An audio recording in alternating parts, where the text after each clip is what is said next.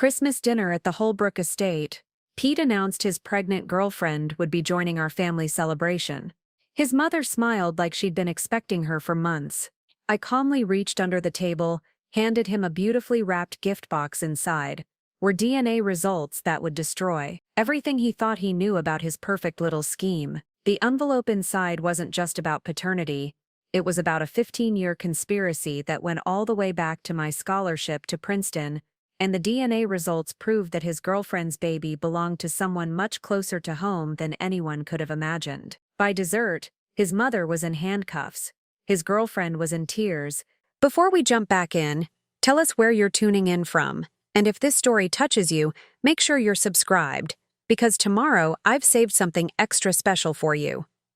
And I was finally free from a family that had been using me as a pawn in their sick genetic chess game since the day we met. My name is Lauren Jonas, and this is the story of how I discovered that my picture-perfect marriage was actually an elaborate 15-year experiment in social engineering, genetic manipulation, and old money desperation. What started as a fairy tale romance between a scholarship kid from Detroit and a Princeton legacy heir turned into the most twisted family conspiracy you could imagine. The Holbrookes weren't just wealthy.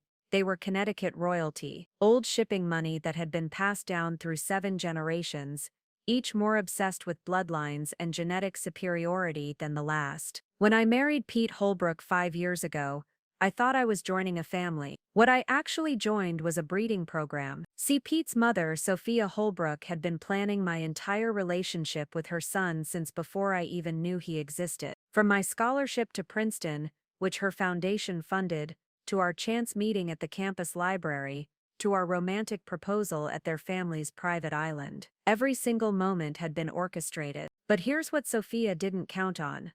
I'm not just some naive girl from the wrong side of Detroit who got lucky. I'm a biochemist with a PhD in genetics, and I know how to read a DNA report. More importantly, I know how to trace genetic markers back through family lines. And when I started digging into the Holbrooke family tree, I found some very interesting branches that weren't supposed to exist. The pregnant girlfriend Pete brought to Christmas dinner, her name is Elisha Solomon, and she's not just some random woman he met at a conference. She's the daughter of the Holbrooks' former head of security, a man who worked for the family for 30 years and knew all their secrets. A man who died in a very convenient car accident 6 months after Elisha was born. And that baby she's carrying, the one Pete swears is his, well, let's just say the DNA results in that Christmas gift box revealed a family connection that goes much deeper than anyone at that dinner table could have imagined. Because when you're dealing with a family as obsessed with genetic purity as the Holbrooks,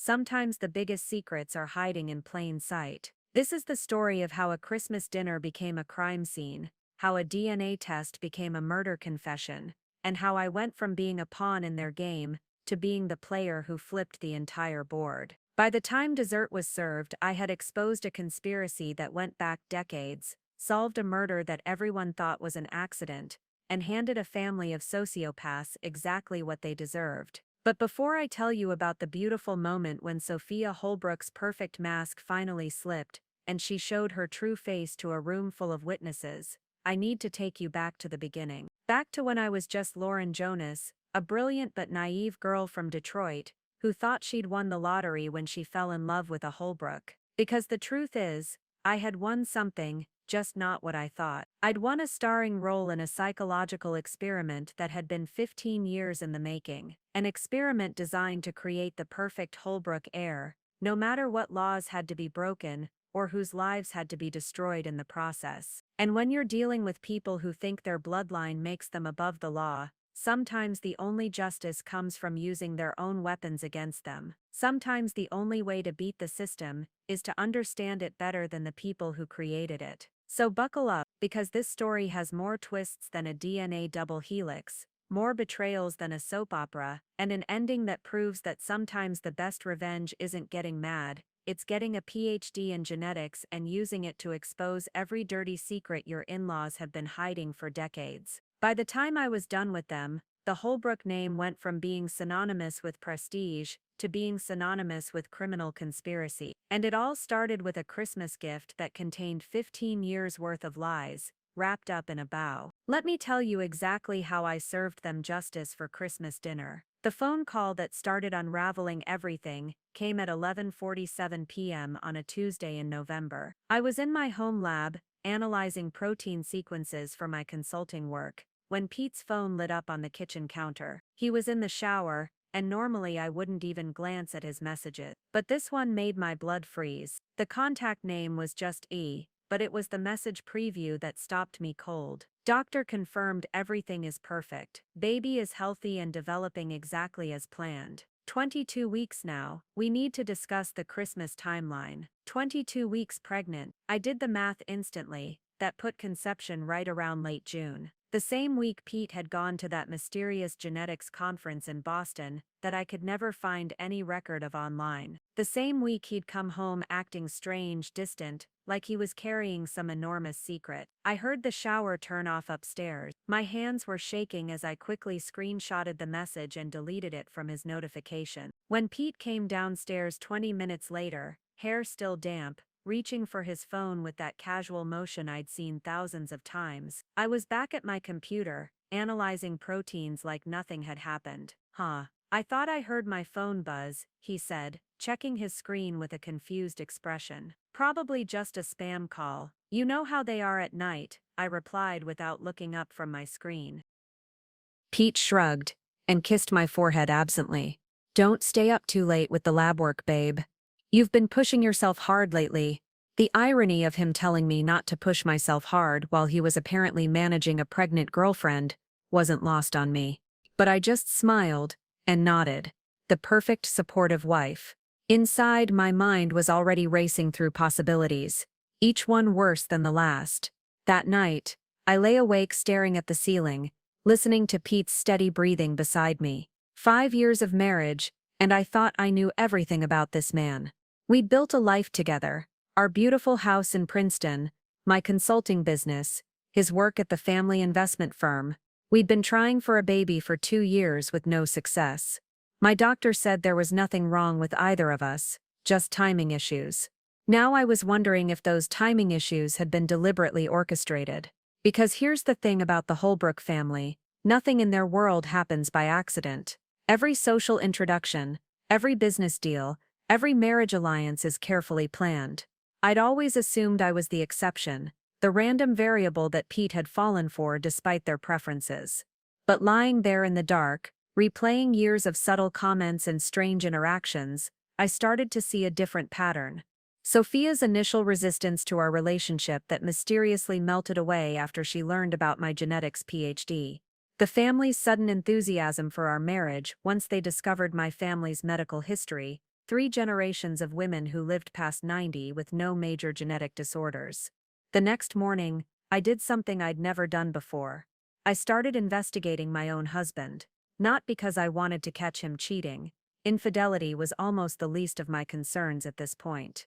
I started investigating because I suspected something much darker was happening, something that went beyond a simple affair.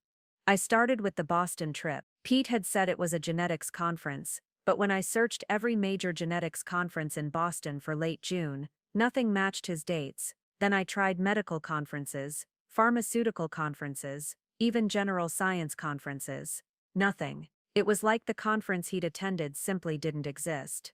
Next, I checked his credit card statements from that week. The charges told a disturbing story. A 5-star hotel in downtown Boston, yes, but also charges at a private medical clinic I'd never heard of, Meridian Reproductive Sciences, dinner at an expensive restaurant for 2 people, and most unsettling of all, a charge at a jewelry store for $3,847. I called the medical clinic pretending to be following up on insurance coverage for a consultation. The receptionist was helpful but confused. We don't typically handle insurance directly, ma'am. Most of our clients pay privately for our specialized fertility services. Are you sure your husband consulted with us about his wife's treatment? My blood turned to ice. His wife's treatment? Well, yes. Our records show Peter Holbrooke consulted about fertility options for his wife. Though I see here the consultation was specifically about genetic compatibility and selective implantation procedures. Very advanced reproductive planning. I hung up the phone, my hands trembling. selective implantation procedures, genetic compatibility. They'd been planning to help Pete have a baby, just not with me. Preparing and narrating this story took us a lot of time, so if you are enjoying it, subscribe to our channel. It means a lot to us. Now back to the story. The jewelry store charge was easier to track down. A quick call revealed that Pete had purchased an engagement ring. Not a wedding band, not a gift for his existing wife. An engagement ring, sized for someone with much smaller fingers than mine. I spent the rest of that day in my lab, not working on protein sequences, but analyzing the data I'd gathered like it was a scientific experiment. Because that's exactly what this felt like. A carefully controlled experiment where I was the unwitting test subject. By evening, I had a working hypothesis that made my stomach churn. Pete hadn't been having a simple affair. He'd been conducting a parallel relationship, possibly for years, with someone the family had carefully selected and prepared. Someone they viewed as a better genetic match for continuing the Holbrooke bloodline. But why keep me around? Why maintain our marriage while pursuing this other relationship? The answer came to me as I was reviewing my own family's medical history, the same records I'd provided to the Holbrookes during our engagement. I wasn't just Pete's wife, I was his genetic insurance policy. My family's remarkable health and longevity genes made me valuable breeding stock in their eyes. But if this other woman could provide something even better, perhaps a more controlled genetic outcome, then I was expendable. The thought should have devastated me. Instead, it crystallized my resolve. Because if the Holbrookes wanted to play genetic chess with people's lives, they'd picked the wrong opponent. I hadn't just studied genetics, I'd mastered it. And I was about to show them exactly what happens when you underestimate someone with a PhD in molecular biology and access to the most advanced genetic testing equipment money could buy. I looked at Pete's phone again, waiting for another message from E. When it came, I was ready. Before I tell you how I unraveled the Holbrooke conspiracy, you need to understand where I came from. Because the contrast between my world and theirs wasn't just about money, it was about two completely different philosophies of human worth. I grew up in Highland Park, Detroit, in a neighborhood where the houses were small, but the dreams were enormous. My mother, Patricia Jonas, worked 3 jobs to keep us afloat after my father left when I was 8. She cleaned offices at night, worked retail during the day, and did bookkeeping for local businesses on weekends. I rarely saw her except for the 20 minutes each morning, when she'd make me breakfast before heading to her first shift. Our house was 800 square feet with paper-thin walls, and a furnace that only worked when it felt like it. But it was also where I learned that intelligence was the only currency that couldn't be stolen from you. My mother had been pre-med before she got pregnant with me at 19. She never finished her degree, but she made sure I understood that education was the ladder out of our circumstances. "Lauren, baby," she'd tell me while helping with homework at our tiny kitchen table, "your brain is the one thing that makes you equal to anyone. Don't you ever let anyone convince you otherwise." I tested into the gifted program in 3rd grade and never looked back.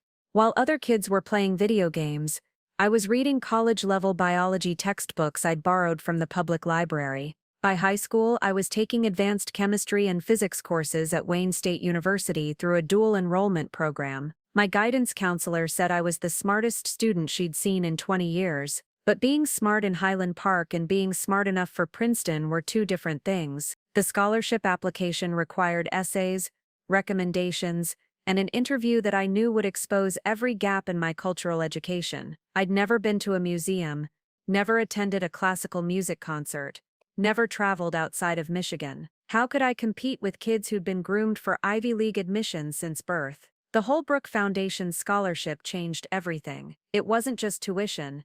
It covered room, board, books, and even provided a stipend for enrichment activities. When I got the acceptance letter, my mother cried for the first time since my father left. We both knew it was my ticket to a completely different life. What we didn't know was that I hadn't won the scholarship through merit alone. Years later, I'd discovered that Sophia Holbrooke had been tracking promising students from working-class backgrounds for decades, looking for specific genetic markers and intellectual capabilities. My application had triggered every algorithm they'd designed. My first day at Princeton was like landing on an alien planet. Kids my age were wearing clothes that cost more than my mother's monthly salary, casually discussing their family's vacation homes in the Hamptons, and treating $1,000 textbooks like disposable items. I felt like I was wearing a sign that said "Scholarship Kid from Detroit" in neon letters. I threw myself into my studies with an intensity that bordered on obsession. While my classmates were pledging sororities and attending social events, I was in the laboratory 16 hours a day. Biochemistry became my sanctuary, the one place where my background didn't matter, where data and results spoke louder than trust funds and family connections. That's where I first noticed Pete Holbrooke. He was in my organic chemistry class, supposedly struggling with the material, though I later realized his struggles were carefully orchestrated. He'd approach me after class with questions that were just sophisticated enough to show he wasn't stupid, but simple enough to require tutoring. "I don't understand how you make this look so easy," he'd say, those clear blue eyes focused on my face with an intensity that made my heart race. "Would you mind explaining the reaction mechanisms again?" Pete was everything I'd never dared to dream about. Tall, athletic, with the kind of casual confidence that comes from never doubting your place in the world. His family's name was on buildings across campus: the Holbrooke Center for Advanced Studies, the Holbrooke Memorial Library. But he treated me like I belonged there just as much as he did. Our first real conversation happened during a late-night study session in the library. I was exhausted, frustrated with a particularly complex protein synthesis problem, when Pete slid into the chair across from me. "You look like you could use some coffee," he said, producing 2 cups from the campus cafe. "And maybe some non-academic conversation." We talked until the library closed at 2 a.m., not about chemistry or coursework, but about books, movies, dreams. Pete wanted to write novels, though his family expected him to join their investment firm after graduation. I told him about my mother, about growing up in Detroit, about my plans to revolutionize genetic medicine. "You know what I love about you," he said, as we walked back to the dorms under a sky full of stars. "You see possibilities everywhere. Most people just see obstacles." I fell for him gradually, then all at once. Pete had a way of making me feel like the most fascinating person in any room. He'd ask about my research with genuine interest, celebrate my academic achievements like they were his own victories, and introduce me to his friends without any trace of embarrassment about my background. When he brought me home to meet his family during our junior year, I was terrified. The Holbrooke estate in Greenwich, Connecticut, was more like a museum than a house. 37 rooms, original artwork worth millions, and a dining room table that could seat 20 people comfortably. Sophia Holbrooke was exactly what I'd expected: elegant, intimidating, with the kind of beauty that comes from generations of careful breeding and unlimited resources. But her reaction to me was surprising. Instead of the ice-cold reception I'd braced for, she seemed genuinely intrigued. "Lauren dear," she said, during our first dinner together, "Pete tells me you're studying biochemistry. How fascinating. We've always believed that scientific advancement is the key to humanity's future." She asked detailed questions about my research, my family's medical history, my career plans. At the time, I thought she was just being polite. Now I realize she was conducting an interview for a position I didn't even know I was applying for. The Holbrooke family's wealth wasn't just old money, it was old money with a mission. They saw themselves as shepherds of human genetic potential, using their resources to influence everything from university research to reproductive medicine. They funded scholarships, research grants, and medical facilities, all designed to advance their vision of genetic optimization. I thought I was the lucky girl who'd caught the prince's eye. In reality, I was the carefully selected candidate who'd passed their genetic screening process with flying colors. But I wouldn't understand any of that until much later, when I was lying awake in my marriage bed, holding a screenshot of a text message that would begin to unravel 15 years of careful manipulation. The girl from Highland Park who'd won a scholarship to Princeton was about to discover that some prizes come with strings attached, and sometimes those strings are thick enough to hang you with. Our courtship felt like something out of a fairy tale, which should have been my first warning sign. Real love is messy, complicated, full of awkward moments and genuine surprises. What Pete and I had was too perfect, too scripted, like someone had written our romance according to a formula designed to make me fall as hard and fast as possible. It started with those tutoring sessions in the chemistry lab. Pete would show up exactly 15 minutes after class ended, always carrying coffee, and always asking questions that were just challenging enough to require extended explanations. His learning style seemed to require a lot of eye contact and accidental hand brushes when reaching for the same textbook. "I think better when you explain things," he'd say, moving his chair closer to mine. "Something about your voice just makes complex concepts click for me." I was 20 years old and had never had a serious boyfriend. The boys from my neighborhood either saw me as too serious, too focused on school to be fun.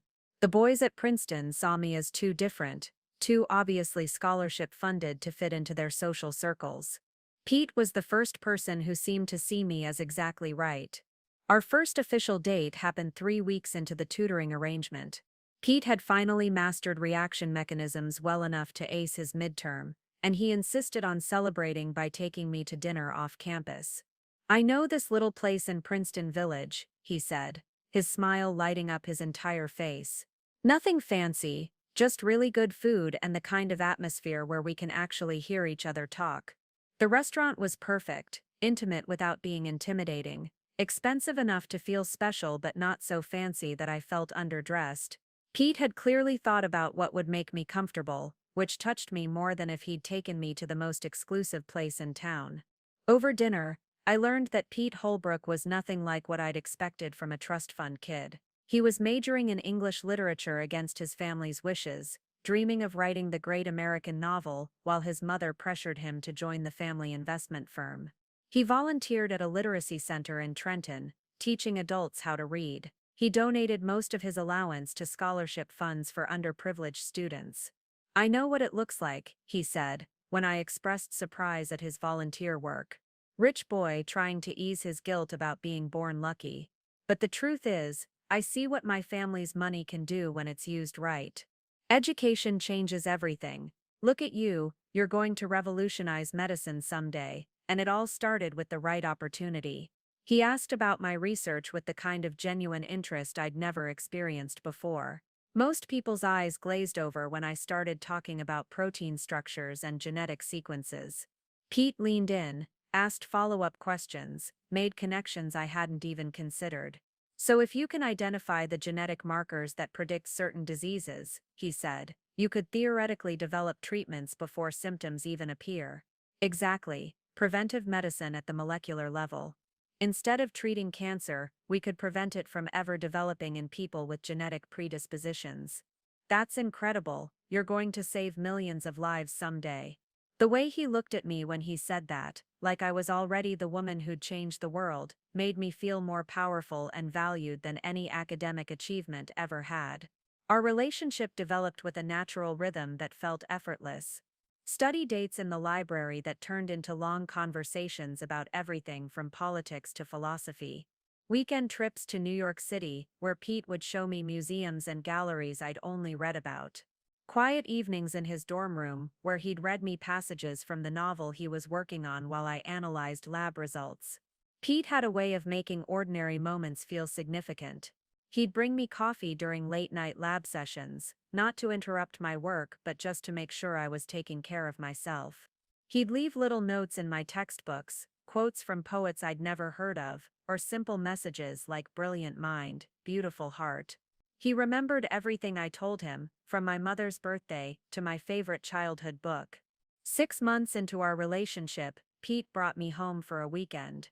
I'd been dreading meeting his family, convinced they'd see right through me to the girl who bought her clothes at Target and had never owned anything that required dry cleaning. The Holbrooke estate was everything I'd imagined and worse. The circular driveway alone was bigger than my entire neighborhood block in Detroit. The house looked like something from a movie about European royalty, all stone facades and ivy-covered walls and windows that probably cost more than my mother's annual salary. Sophia Holbrooke greeted us at the front door, and I was immediately struck by how much Pete resembled her. The same clear blue eyes, the same elegant bone structure, the same way of holding themselves like they owned whatever space they occupied. But where Pete's confidence felt inclusive, hers felt evaluative. "Lauren," she said, extending a perfectly manicured hand. "What a pleasure to finally meet the girl who's captured my son's attention so completely." The weekend was a masterclass in subtle interrogation disguised as gracious hospitality. Sophia asked about my family, my background, my academic achievements, my future plans. But her questions went deeper than polite interest. She wanted to know about my grandparents' health, my parents' longevity, any family history of genetic disorders. "We believe in the importance of understanding family medical history," she explained when I commented on the thoroughness of her questions. "The Holbrookes have always been advocates for genetic research and preventive medicine. It's fascinating to meet someone who shares those interests professionally." She showed me through their home library, which contained an extensive collection of medical and scientific texts alongside the expected classics. The genetics section was particularly impressive. First editions of Darwin, Watson, and Crick's original papers on DNA structure, even some unpublished research from contemporary scientists. "Pete tells me you're interested in genetic medicine," Sophia said, pulling a leather-bound journal from the shelf. "This might interest you. It's my great-grandfather's research notes from the 1920s. He was quite ahead of his time in understanding hereditary traits." I spent hours reading through the journal, fascinated by the early genetic research. What I didn't realize at the time was that the Holbrook family's interest in genetics went far beyond academic curiosity. They'd been tracking and documenting bloodlines for generations, not just their own but anyone who might prove useful to their long-term genetic planning. That Sunday morning, as Pete and I prepared to drive back to campus, Sophia pulled me aside for a private conversation. "Lauren, dear," she said, her tone warm but somehow calculating, "I want you to know how pleased we are that Pete has found someone of your caliber. Intelligence and character are the only true measures of worth, don't you think?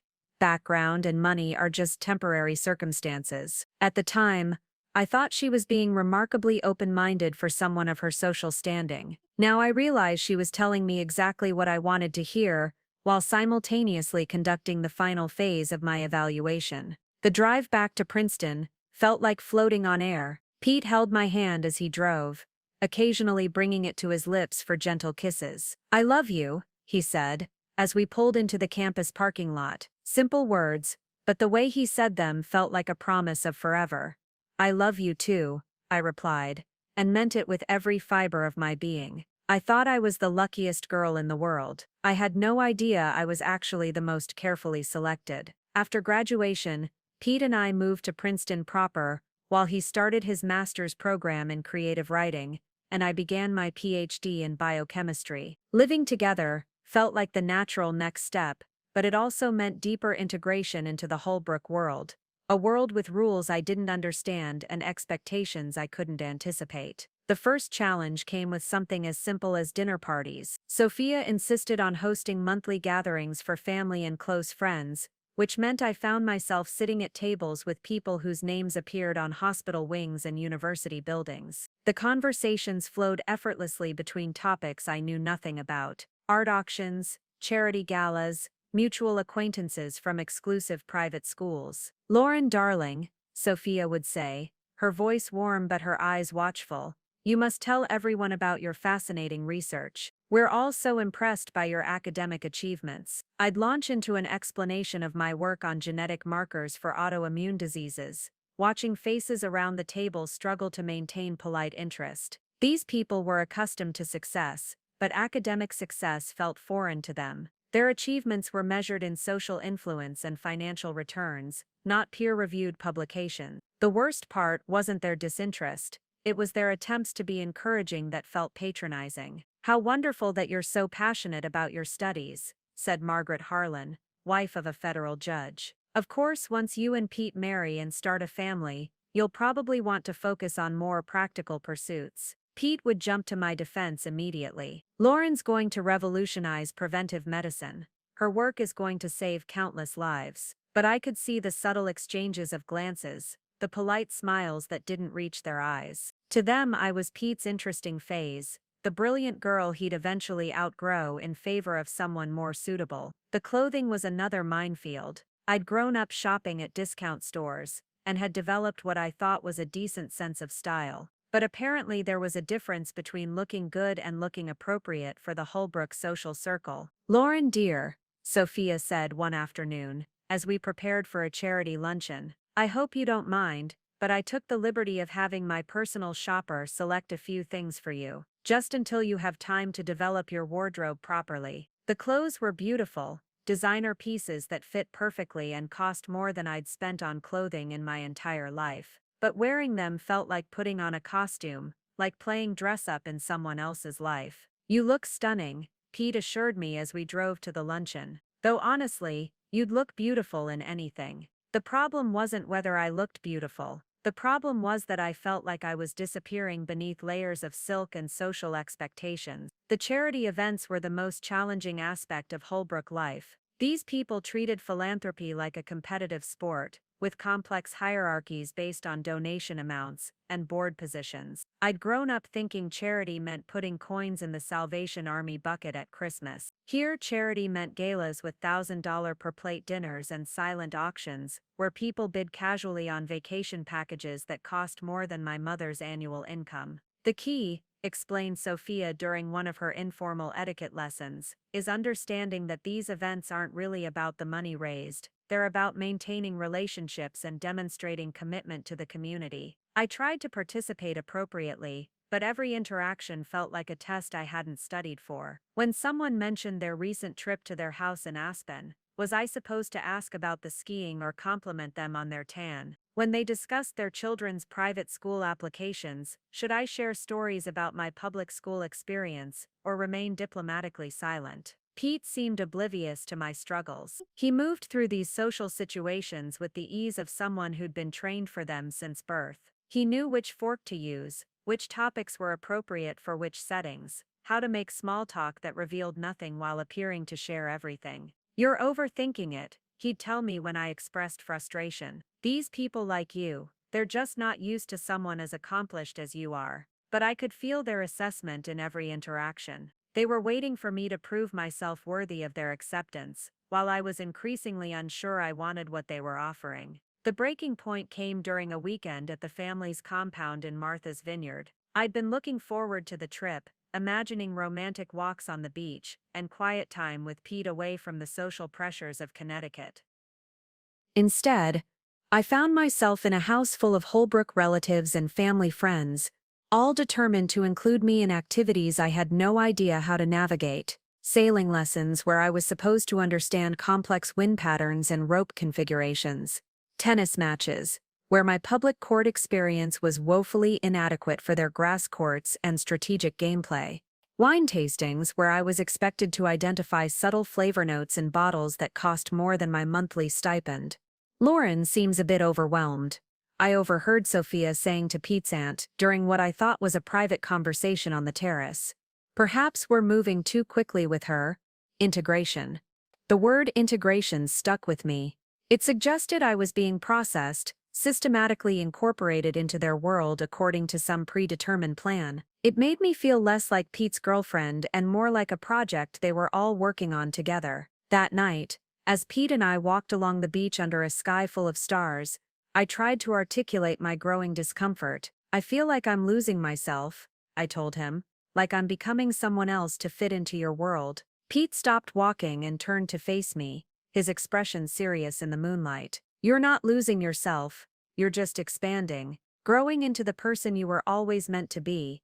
But what if I like who I was before? What if I don't want to expand in the directions your family thinks I should?" He pulled me close, his arms warm around me in the cool ocean breeze. "Then we'll figure it out together, you and me against the world, remember?" I wanted to believe him. I wanted to trust that our love was strong enough to bridge any cultural divide. But standing there on the beach, surrounded by the symbols of a wealth and privilege I'd never fully understand, I felt the first stirrings of a fear that would eventually prove prophetic. Maybe I wasn't being integrated into Pete's world at all. Maybe I was being absorbed by it, slowly and systematically, until there would be nothing left of the original Lauren Jonas except her DNA. The proposal came on a perfect October evening during our 4th year together, exactly as I'd fantasized it would happen. Pete had planned a romantic dinner at the restaurant where we'd had our first date, followed by a walk through Princeton's campus under the golden autumn leaves. When he dropped to one knee beside the library where we'd first really talked,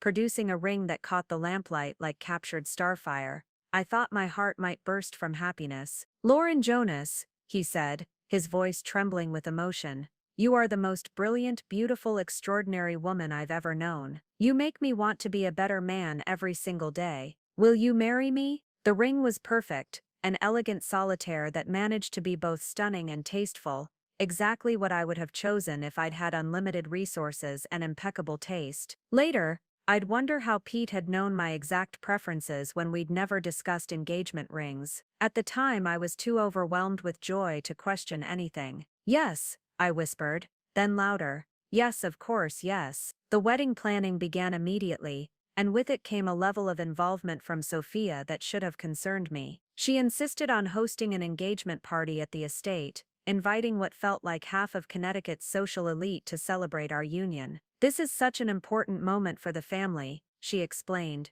when I suggested something smaller and more intimate. "Pete is the heir to the Holbrooke legacy. His marriage should reflect the significance of that responsibility." The engagement party was a lavish affair that made me feel more like an exhibit than a guest of honor. I stood beside Pete in another perfectly selected designer dress, accepting congratulations from people whose names I struggled to remember, smiling until my face ached. But it was during the speeches that I first noticed something troubling. Instead of the typical stories about Pete's bachelor days, or jokes about losing him to marriage, the toasts focused heavily on our future children. "To Pete and Lauren," declared his uncle Arnold, raising his champagne glass, "and to the brilliant children they'll undoubtedly produce. The next generation of Holbrookes will certainly benefit from Lauren's remarkable intellect." Another family friend, Nicholas Harlan, added, "Such excellent genetic combinations rarely occur naturally. You two are practically designed for each other." I laughed along with everyone else, but the comments stuck with me. Who talked about genetic combinations at an engagement party? Why was everyone so focused on our hypothetical children rather than our actual relationship? The wedding planning process revealed more of Sophia's controlling nature. She had opinions about everything: the venue, the flowers, the menu, even my dress. When I expressed interest in a simple ceremony followed by a casual reception, she looked genuinely horrified. "Darling, this isn't just your wedding," she said, with the patience of someone explaining basic math to a child. "This is a Holbrook family wedding. There are traditions to maintain, expectations to meet. The guest list alone requires certain considerations." I found myself agreeing to decisions that felt increasingly foreign to my vision of our special day. A formal ceremony at the historic church where 5 generations of Holbrooks had married. A reception for 300 guests at the country club. A honeymoon in Switzerland at the family's private chalet. "Is this what you want?" I asked Pete one evening, as we reviewed seating charts that looked more complex than my molecular diagrams. "I want whatever makes you happy," he replied, pulling me close. "But I also want to honor my family's traditions. This wedding is important to them, and they're important to me." The most unsettling moment came during my dress fitting. Sophia had insisted on accompanying me, claiming she wanted to help select accessories that would complement the family's heirloom jewelry. "You know, dear," she said, as the seamstress pinned my hem, "I've been thinking about your health insurance coverage. Once you're married, you'll be on the family's private medical plan. It includes comprehensive genetic counseling and family planning services." "That's generous, but I'm happy with my current coverage." "Oh, but this is so much more thorough. Complete genetic screening, fertility optimization, even preconception health planning. We believe in being proactive about these things." I was too focused on the wedding details to pay much attention to what she was really suggesting. Genetic screening and fertility optimization sounded like routine medical care, not the intensive biological monitoring I'd later discover it actually involved. The wedding itself was everything Sophia had envisioned: elegant, traditional, perfectly orchestrated. I felt beautiful in my designer gown, surrounded by flowers that cost more than my mother's monthly rent, exchanging vows in front of people who represented generations of American high society. But as I looked out at the congregation during the ceremony, I realized I knew fewer than 20% of the guests. This was supposed to be the most important day of my life, but it felt more like a performance for an audience I'd never chosen. Pete's vows were beautiful and heartfelt, promising to love and cherish me forever, to support my dreams and build a future together based on mutual respect and partnership. When he slipped the wedding band onto my finger, I believed completely in our happy ending. The reception was flawless in execution but overwhelming in scope. I spent the evening being introduced to distant relatives and family friends, each conversation blending into the next until I felt like I was on autopilot, smiling and thanking people for coming while my mind struggled to process the enormity of what I'd just committed to. During our first dance, Pete whispered in my ear, "How does it feel to be Mrs. Holbrooke?" "Surreal," I answered honestly. "Like I'm playing a role in someone else's life." "You'll get used to it," he said, spinning me gently. "We all do." Something about that phrase, "we all do," sent a chill through me despite the warmth of his arms. It suggested that feeling disconnected from your own life was a normal part of being a Holbrook, an expected adjustment rather than a temporary disorientation. Our honeymoon in Switzerland was beautiful but strange. The family chalet was more like a luxury hotel than a romantic retreat, complete with staff who seemed to anticipate our every need before we knew we had them. Everything was arranged, planned, optimized for maximum comfort and minimum spontaneity. "Doesn't it bother you?" I asked Pete as we sat on the terrace overlooking the Alps, sipping wine that someone else had selected for us. "Doesn't what bother me? Never having to make decisions. Never wondering what might happen next because everything is already planned." Pete considered this seriously, his gaze fixed on the mountain peaks. "I suppose I've never known anything else. This is just how our family operates, efficiently, thoughtfully, with attention to long-term outcomes." Long-term outcomes, even our honeymoon was apparently part of some larger strategic plan. When we returned home as newlyweds, I threw myself into my research with renewed intensity, partly because I loved the work, and partly because it was the one area of my life that still felt entirely my own. But even that sense of autonomy was about to be challenged in ways I couldn't imagine. The first sign came in the form of a routine medical appointment that Sophia insisted I schedule as part of my new health coverage. "Just a comprehensive physical," she assured me, "to establish baseline health metrics for our family planning." I had no idea that appointment would mark the beginning of the most invasive and systematic monitoring of my biological functions that I could never have conceived possible. The changes in Pete began so subtly that I almost missed them. After 2 years of marriage, I thought I knew his patterns as well as I knew my own research protocols. He woke up at 6:30 every morning, checked his phone while drinking coffee, kissed me goodbye at exactly 7:45. He worked late on Thursdays, called his mother every Sunday afternoon, and fell asleep reading financial reports in bed. But gradually, those patterns started shifting. The morning phone checks became longer, more secretive. He'd take his coffee to his study and close the door, emerging 20 minutes later with an expression I couldn't quite read. When I asked about work or his day, his answers became vague, filled with generic responses that told me nothing. "How was the Peterson account meeting?" I'd ask over dinner.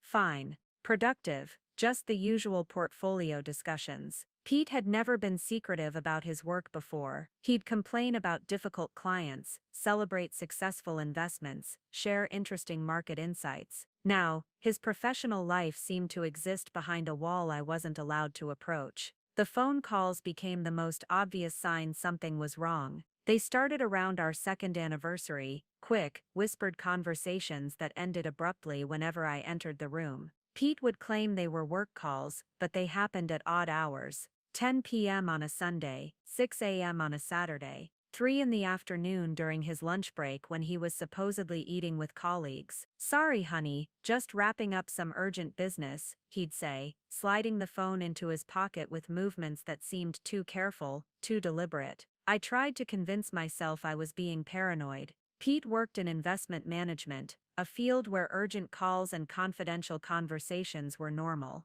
But my scientific training had taught me to pay attention to patterns, and the pattern here was troubling. The biggest change was in how he touched me, We'd always been physically affectionate, casual touches throughout the day, spontaneous kisses, the kind of unconscious intimacy that develops between couples who are completely comfortable with each other. But Pete started approaching physical contact like he was fulfilling an obligation rather than expressing genuine desire. Our sex life, which had always been passionate and frequent, became mechanical. Pete would initiate intimacy with the same scheduled precision he applied to everything else in his life, but his attention seemed elsewhere even during our most intimate moments. He'd hold me afterward, but I could feel his mind racing, focused on something that had nothing to do with me. "Are you okay?"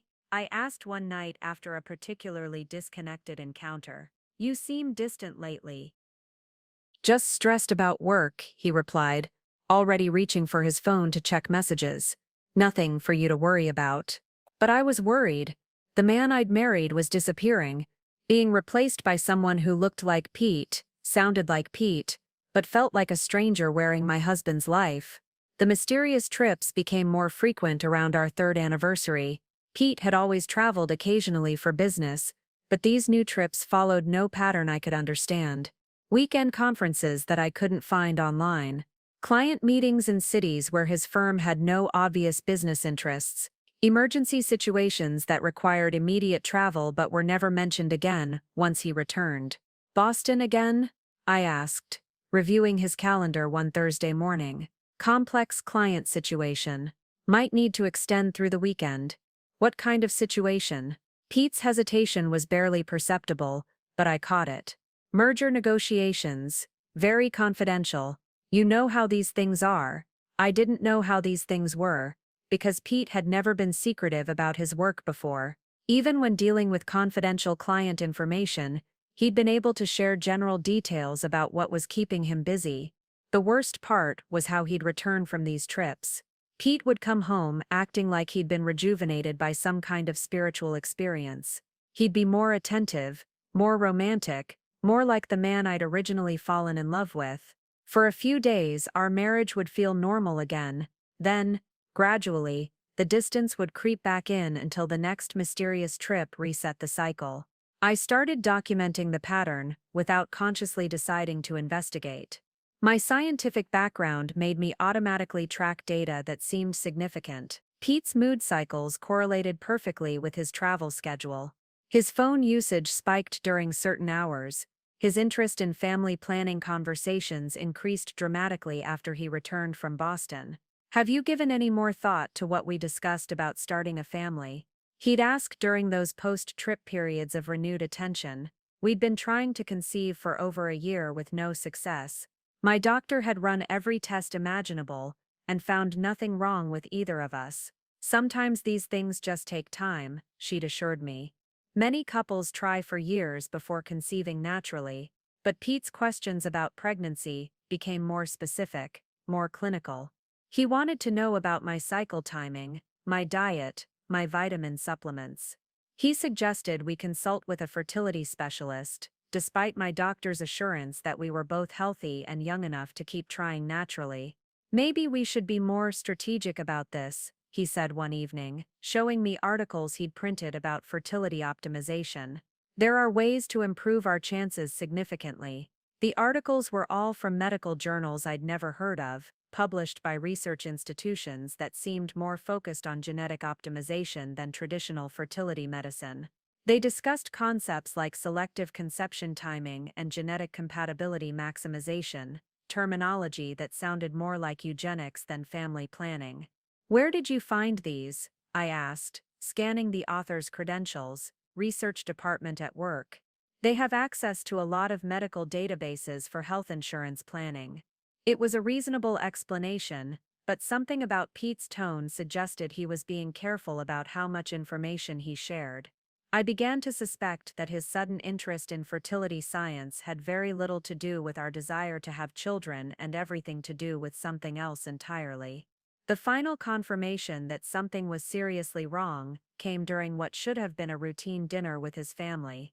We were at the estate for Sunday dinner, discussing holiday plans, when Sophia made a comment that stopped me cold.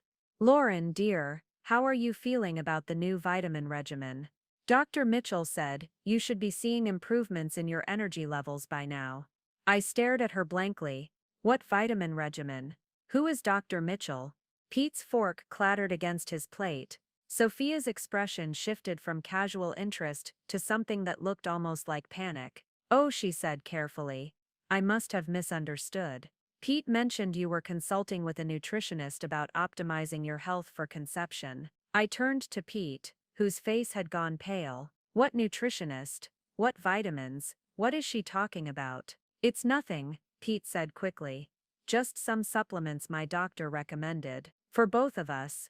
General health optimization." But I knew Pete well enough to recognize when he was lying. And I was starting to realize that the changes in his behavior weren't the result of work stress or normal marital adjustment. They were the result of him living a completely separate life that I knew nothing about. A life that somehow involved medical professionals I'd never met, vitamin regimens I'd never agreed to, and health optimization plans that no one had bothered to discuss with me. That night, lying in bed beside my husband, who no longer felt like my husband, I made a decision that would change everything. I was going to find out what Pete was really doing during those mysterious trips to Boston, and I was going to discover exactly why his mother knew more about my supposed medical care than I did. The breakthrough came from an unexpected source, my former college roommate Brittany, who worked as a pharmaceutical sales representative in Boston. We'd maintained a casual friendship after graduation, the kind where we'd catch up every few months over coffee or texts about our respective careers.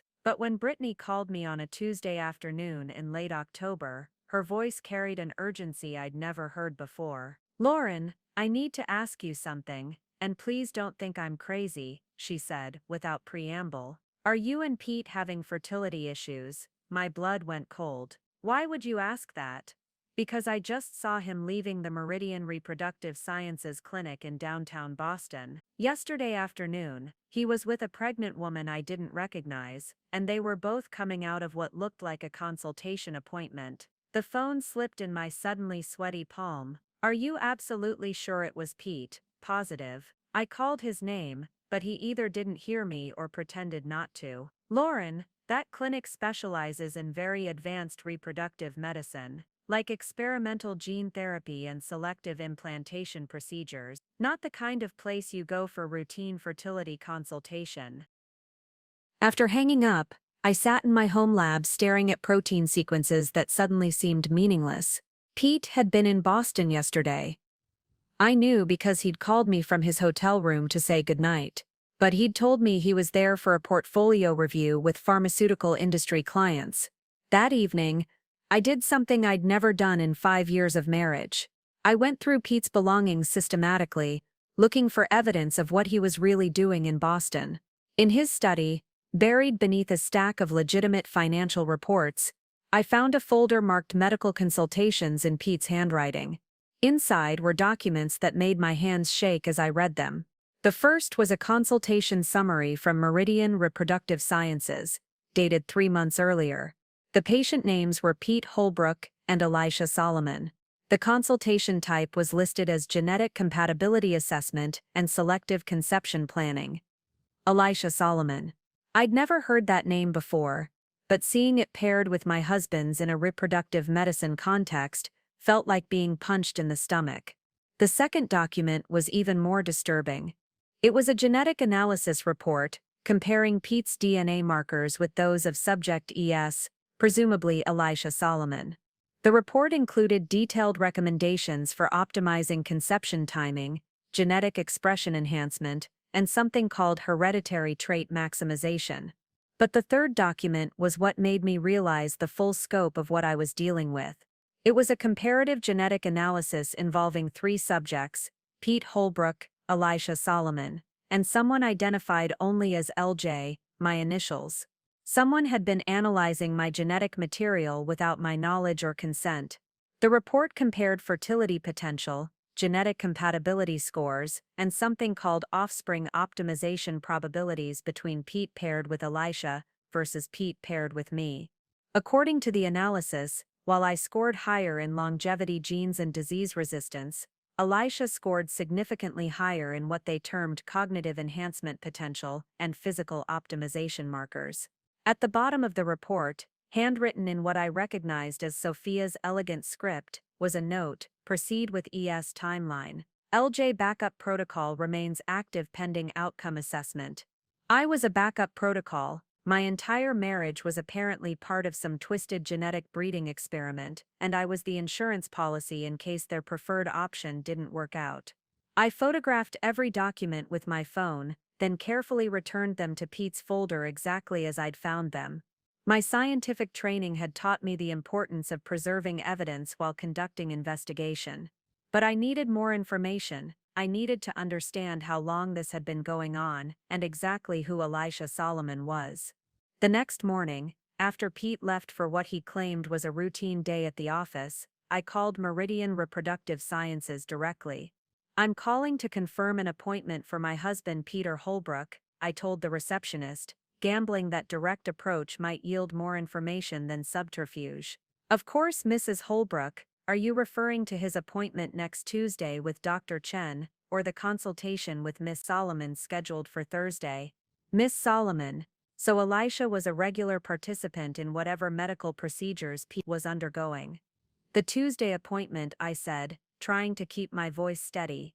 "Could you remind me of the time?" 2 p.m. for the genetic counseling session. "Will you be joining them this time, or will it just be Mr. Holbrooke and Miss Solomon?" The casual way she asked whether I'd be joining them suggested that Pete and Elisha had been attending these appointments together regularly, and that the clinic staff knew I existed but wasn't typically present.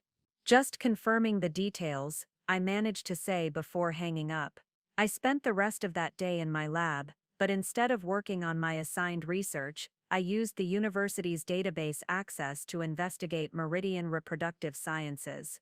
What I discovered was deeply unsettling. The clinic was privately funded, with its primary financial backing coming from something called the Holbrooke Foundation for Genetic Research, the same foundation that had provided my scholarship to Princeton, the same foundation that had been tracking and funding my education for years before I'd ever met Pete. Their published research focused on what they termed directed evolution, using advanced reproductive medicine to enhance specific genetic traits in offspring. Their client base was exclusively ultra-wealthy families who wanted to optimize their bloodlines for intelligence, physical health, and longevity. But the most disturbing discovery came when I cross-referenced their staff directory with academic publications. Dr. Mitchell, the name Sophia had mentioned in connection with my supposed vitamin regimen, was listed as Meridian's Director of Genetic Monitoring. I'd never met Dr. Mitchell, never consented to genetic monitoring, and certainly never agreed to participate in whatever experimental procedures the clinic was conducting. That evening, when Pete returned from his supposedly routine day at the office, I watched him carefully for any signs that he suspected I knew about his secret life. But he seemed completely normal, kissing me hello, asking about my day, suggesting we order takeout from our favorite Thai restaurant. "How was work?" I asked, testing whether he'd volunteer any information about his actual activities. "Busy day, portfolio reviews, client calls, the usual," he replied without hesitation. He was lying to my face with the same casual ease he'd shown throughout our entire marriage. It made me wonder how many other lies I'd accepted without question, how many times I'd believed his explanations, because I wanted to trust him. As we ate dinner together, Pete talking about weekend plans and holiday preparations, I realized I was sitting across from a stranger. The man I'd thought I knew, the man I'd built my life around, was just a character he'd been playing for my benefit. But what scared me most wasn't Pete's deception. It was the growing certainty that he hadn't been acting alone. The genetic analysis reports, the clinic funding, Sophia's knowledge of medical procedures I'd never agreed to. All of it pointed to a conspiracy that went far beyond one husband's infidelity. The Holbrooke family had been orchestrating my life for years, and I was just beginning to understand how deep their manipulation went. That night, as Pete slept peacefully beside me, I stared at the ceiling and planned my next move. I needed to find Elisha Solomon and discover exactly what role she was playing in their genetic chess game. Because if I was going to fight back against people who thought they could engineer human lives like laboratory experiments, I needed to understand the full scope of what I was up against. Finding Elisha Solomon required every investigative skill I'd developed as a researcher, plus some techniques I'd never thought I'd need in my personal life. I started with the basic information from the medical documents, her full name and the fact that she was regularly attending appointments at Meridian Reproductive Sciences. The breakthrough came through social media, though it took me 3 days of systematic searching to find her. Elisha Solomon maintained minimal online presence, but I finally located her through a Princeton alumni directory. She'd graduated 2 years behind Pete and me with a degree in molecular biology, a detail that immediately raised red flags about the random nature of their relationship. Her LinkedIn profile listed her current position as research coordinator at Meridian Reproductive Sciences. She wasn't just Pete's secret girlfriend, she was professionally involved in whatever genetic manipulation the clinic was conducting. This wasn't a simple affair, it was a coordinated scientific endeavor. I spent the next week conducting surveillance that would have impressed a private detective. Using Pete's known schedule and the appointment information I'd gathered, I positioned myself outside Meridian's downtown Boston office on the day of his next consultation. What I witnessed made my blood run cold. Pete arrived at exactly 1:45 p.m., but he wasn't alone. Sophia Holbrooke emerged from a black Mercedes sedan behind him, followed by a woman I recognized from her online photos as Elisha Solomon. But Elisha wasn't just Pete's companion, she was visibly pregnant, probably around 6 months based on her profile. They entered the clinic together like a family unit, with Sophia's hand protectively on Elisha's lower back, and Pete carrying what appeared to be medical files. This wasn't a secret affair being hidden from the family. This was a family project being hidden from me. I waited in my car for 2 hours until they emerged. Pete and Elisha appeared relaxed, even happy, while Sophia wore the satisfied expression of someone whose plans were proceeding perfectly. They stood outside the clinic for several minutes, discussing something intensely before Pete pulled Elisha into what looked like an affectionate, intimate embrace. Watching my husband hold another woman's pregnant body with the tenderness he'd never shown me was devastating enough. But seeing his mother orchestrate the entire interaction like a puppet master was what pushed me into action. I followed them at a distance as they drove to an upscale restaurant in Back Bay. Through the window I watched them celebrate over champagne, while Pete and Sophia drank while Elisha sipped what appeared to be sparkling water. They toasted something, laughed frequently, and looked for all the world like excited grandparents to be celebrating with their pregnant daughter-in-law. That evening, Pete returned home with the same casual demeanor he'd maintained throughout our marriage. He kissed me hello, asked about my day, and mentioned that his Boston meeting had gone well. Just routine portfolio stuff, he said, the lie flowing so smoothly I marveled at his practiced deception. Nothing too exciting, but I'd moved beyond being hurt by his lies. Now I was focused on gathering evidence and understanding the full scope of their operation. Over the next 2 weeks, I launched a systematic investigation using resources I had access to through my university position. I started by researching the Holbrooke Foundation's funding patterns, tracing their financial support back through decades of academic and medical grants. What I discovered was a pattern of strategic investment in genetic research that painted a disturbing picture of long-term social engineering. The foundation hadn't just funded my Princeton scholarship, they'd funded dozens of scholarships for students with specific genetic profiles, academic achievements, and family medical histories. I found my own file in the university's scholarship database, and the selection criteria were chilling. They hadn't chosen me because I was economically disadvantaged or academically exceptional. They'd chosen me because my family's genetic profile matched specific markers they were targeting: longevity genes, disease resistance, and cognitive enhancement potential. My entire academic career had been sponsored by people who viewed me as breeding stock. But the most shocking discovery came when I traced Elisha Solomon's background. She wasn't just another scholarship recipient, she was the daughter of Thomas Solomon, the Holbrooke family's former head of security who died in a car accident when she was 6 months old. Thomas Solomon had worked for the family for 30 years, managing not just their physical security, but also what internal documents referred to as information management. Translation: he'd been responsible for covering up whatever illegal or unethical activities the family was involved in. According to police reports I accessed through academic databases, Thomas's car accident had occurred just days after he'd requested a meeting with the FBI regarding irregularities in genetic research funding and human subject consent protocols. He'd apparently discovered something about the family's genetic manipulation programs that troubled him enough to consider whistleblowing. His death had been ruled accidental, caused by brake failure on a rainy night. But the timing was suspiciously convenient for a family whose entire operation depended on secrecy. Elisha had been raised by her grandmother after her father's death, but her education had been fully funded by anonymous scholarships that I could now trace back to Holbrooke Foundation shell companies. They'd been monitoring and supporting her entire life, waiting for the right moment to bring her into their genetic breeding program. But why both of us? Why maintain a marriage with me while pursuing reproduction with Elisha? The answer came from internal Meridian documents I accessed through a combination of legitimate research databases and some ethically questionable hacking using university computer systems.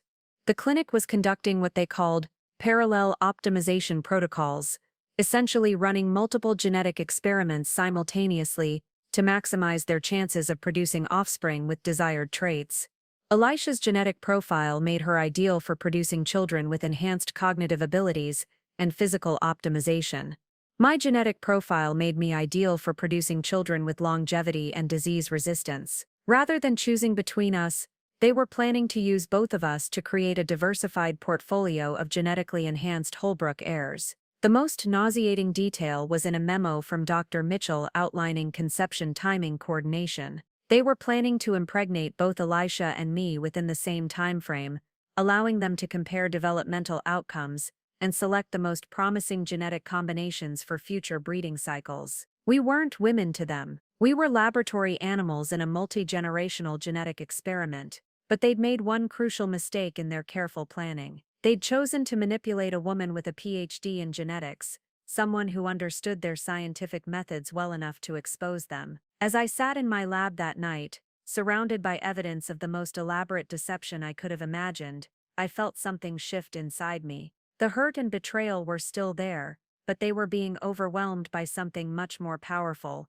cold, scientific rage. These people had murdered a man to protect their secrets. They'd manipulated my entire life from adolescence onward. They'd turned my marriage into a lie and my husband into a co-conspirator in human experimentation. But they'd also given me all the tools I needed to destroy them. I knew their methods, their goals, their weaknesses. I had access to their research, their communication patterns, their illegal activities. Most importantly, I understood something they'd overlooked in their arrogant certainty: the difference between controlling people and underestimating them. They thought they were dealing with a naive girl from Detroit, who'd be grateful for whatever scraps of their world they threw at her. They were about to discover they'd actually been dealing with a brilliant scientist who now had every reason to use her expertise against them. The investigation phase was over. It was time to start planning their destruction. The final piece of evidence that shattered any remaining illusions about my marriage came from the most unlikely source: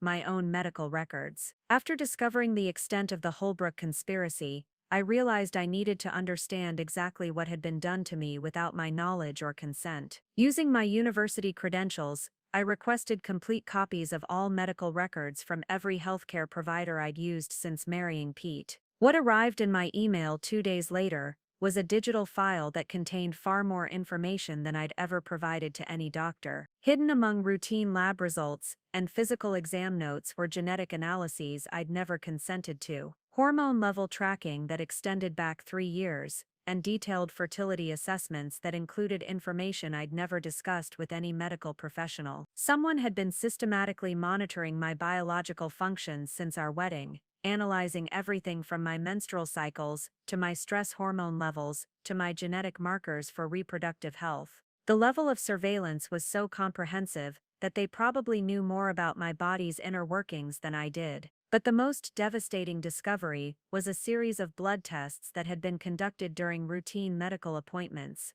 Tests I'd been told were for standard health screening, but were actually for something called conception readiness optimization. According to the lab results, I'd been given hormone supplements disguised as vitamins for the past 2 years. The general health optimization supplements Pete had mentioned weren't designed to improve my overall wellness. They were designed to regulate my fertility cycles and enhance the likelihood of conception when the timing was right. They'd been drugging me, systematically, deliberately, without my knowledge or consent. The medical files also revealed something that made my hands shake as I read it: detailed genetic compatibility analyses between my DNA and multiple potential fathers. Not just Pete's genetic profile, but profiles from at least 6 other men, all analyzed for optimal offspring potential when paired with my genetic markers. I wasn't just Pete's wife in their breeding program. I was a genetic resource being evaluated for multiple potential pairings. The names on the compatibility analyses read like a roster of young men from prominent families: Tom Harlan, Nicholas Solomon, Arnold Jonas, all surnames I recognized from the Holbrooke social circle. All men who'd been friendly to me at family gatherings in ways that now seemed less like politeness and more like auditions. But the file that made me physically nauseous was labeled Reproductive Timeline Coordination. It outlined a detailed schedule for conception attempts with multiple partners, starting with Pete, but including contingency plans for other genetic pairings if the primary protocol failed to produce desired results. According to their timeline, I was currently in what they termed Phase 1, attempting natural conception with Pete, while monitoring my fertility cycles and optimizing my hormonal environment. If I didn't conceive within 6 months, they planned to move to Phase 2, more aggressive fertility interventions, including possible artificial insemination with genetically selected donors. Phase 3 involved something called direct genetic modification that I didn't want to think about too carefully. They weren't just trying to get me pregnant, they were planning to use my body as an experimental laboratory for genetic engineering, with or without my consent. The most sickening detail was a psychological profile that had been compiled about me, analyzing my personality traits, emotional responses, and likely reactions to various scenarios. They'd been studying me like a laboratory specimen, cataloging my behaviors, and predicting my responses to manipulation.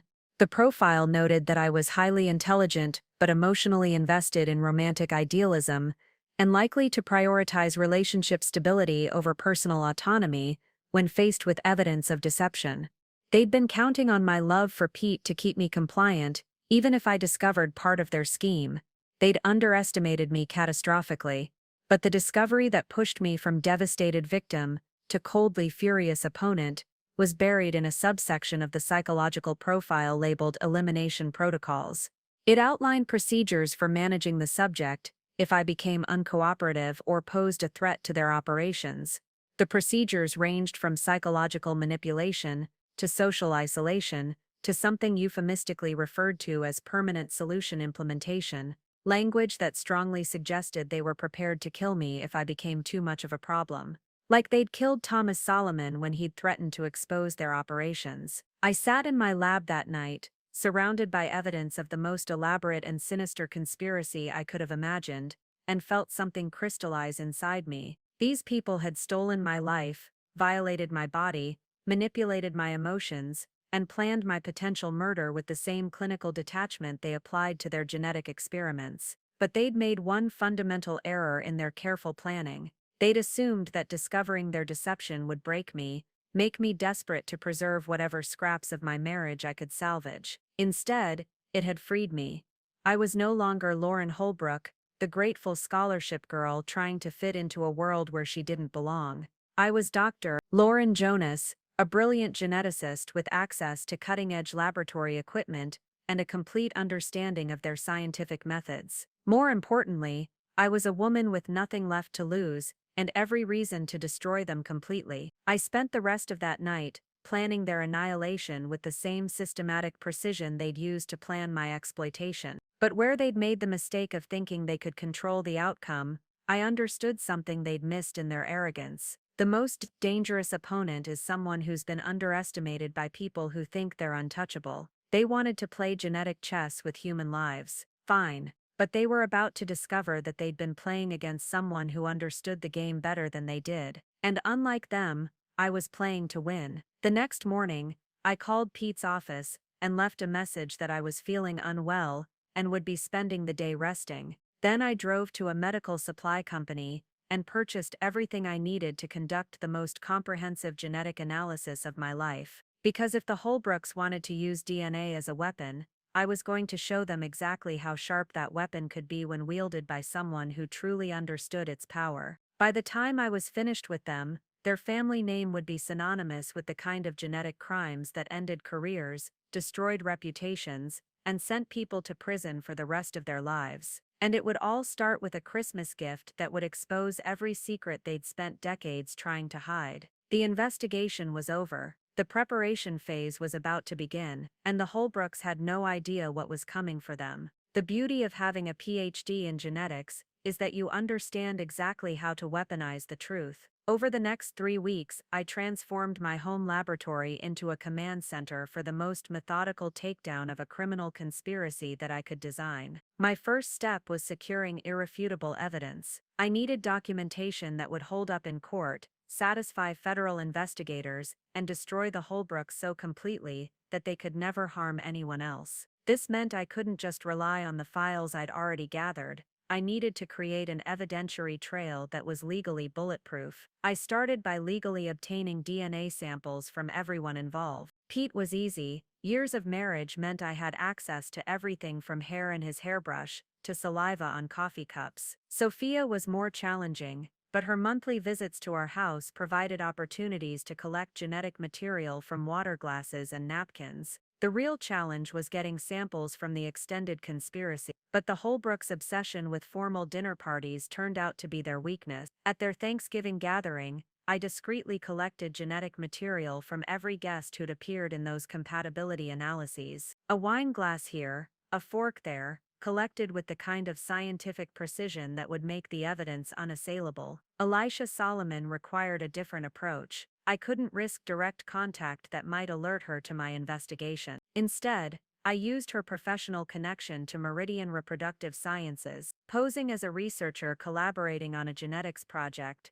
I arranged to tour their facilities and meet with their staff. Elisha was friendly and professional during our brief interaction, completely unaware that I was her husband's wife. She proudly showed me through their genetic analysis laboratory, explaining their advanced testing procedures while I surreptitiously collected DNA evidence from equipment she'd handled. More importantly, the facility tour gave me access to their computer systems. While Elisha was explaining their genetic sequencing protocols, I installed a small data gathering device on their network that would give me remote access to their files and communications. The information I extracted over the following week was devastating. Internal communications between Sophia, Pete, Elisha, and Dr. Mitchell revealed the full scope of their conspiracy. Email threads discussing subject monitoring, genetic optimization timelines, and protocol implementation provided a complete record of their criminal activities. But the most damaging evidence was a series of video conferences I was able to access through their compromised network. Recorded meetings where they discussed me like a laboratory specimen, analyzing my behavioral patterns and planning increasingly invasive interventions. The subject remains unaware of hormone supplementation, Dr. Mitchell reported in one particularly nauseating session. Fertility optimization is proceeding on schedule. We should see conception within the next 2 cycles, if the genetic compatibility calculations are accurate. And if natural conception fails, Sophia asked. We move to direct intervention protocols. The subject's psychological profile suggests she'll be compliant if we frame it as medical necessity. Pete's voice was clearly audible in the recording. How long before we need to consider the elimination timeline? Ideally, never, Dr. Mitchell replied. But if the subject becomes uncooperative or poses a security risk, we have protocols in place. The same protocols that proved effective with Thomas Solomon. They'd recorded themselves discussing murder as casually as they might discuss dinner plans. It was the kind of evidence that would guarantee life sentences for everyone involved. But evidence wasn't enough. I needed a platform for exposure that would maximize impact and minimize their ability to cover up or retaliate. After careful consideration, I realized that Christmas dinner at the Holbrooke estate was perfect for my purposes. The annual Christmas gathering brought together everyone involved in the conspiracy, plus dozens of witnesses from Connecticut's social elite. Sophia always invited prominent judges, politicians, and business leaders, people whose presence would make it impossible to suppress whatever happened during the evening. More importantly, Pete had already mentioned that he wanted to make a special announcement during this year's dinner. Based on the conspiracy timeline I'd uncovered, I knew exactly what that announcement would be: Elisha's pregnancy and their plans for the future. They were planning to use Christmas dinner to reveal their genetic breeding success to the extended family. I was going to use the same occasion to reveal their crimes to the world. My plan required precise timing and flawless execution. I would attend the dinner as Pete's supportive wife, playing my role perfectly until the moment he made his announcement. Then, when all eyes were on them and their moment of triumph, I would present my Christmas gift to the family. The gift would be elegantly wrapped, containing copies of all the evidence I'd gathered: DNA analyses, recorded conversations, medical files, financial records, and a complete genealogical chart showing the true parentage of Elisha's baby. Because my investigation had revealed one final secret that would destroy them more completely than all their other crimes combined. Elisha's baby wasn't just Pete's child. According to the genetic analysis I'd conducted, Pete wasn't even the father. The DNA markers pointed to someone much closer to home, someone whose paternity would expose a different kind of family conspiracy that went back decades. But I wasn't going to reveal that information until the perfect moment, when maximum damage could be achieved with minimum opportunity for damage control. I spent the final week before Christmas dinner rehearsing my presentation, timing every revelation for maximum psychological impact. I prepared copies of all evidence for immediate distribution to law enforcement,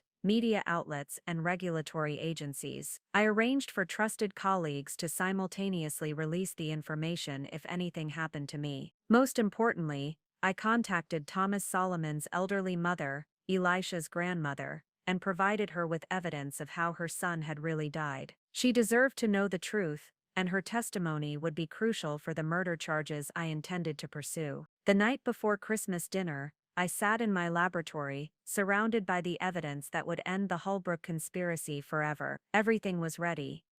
The documentation was complete, the distribution plan was in place, and the timing was perfect. Pete came home that evening more excited than I'd seen him in months. "Tomorrow's going to be special," he said, kissing my forehead with what I now recognized as calculated affection. "I think it's going to be the beginning of a whole new chapter for our family." "I'm sure it will be," I replied with a smile that probably looked more predatory than he realized. He had no idea how right he was. Tomorrow would indeed be the beginning of a new chapter, just not the one he was expecting. Tomorrow, the Holbrooke family's century-long legacy of manipulation and murder was going to end with a Christmas gift they'd never forget. And I was going to give it to them, with all the love they deserved. Christmas Eve at the Holbrooke estate was exactly as I remembered from previous years. A masterpiece of orchestrated elegance designed to remind everyone present of the family's wealth, power, and unshakable position in Connecticut society. But this year, I saw it through completely different eyes. The 30-foot Christmas tree in the main foyer was decorated with ornaments that cost more than most people's monthly salaries. Crystal champagne flutes caught the light from chandeliers that had been imported from European palaces. Fresh flowers arranged by the most exclusive florist in Greenwich created centerpieces that would wilt and be discarded within days,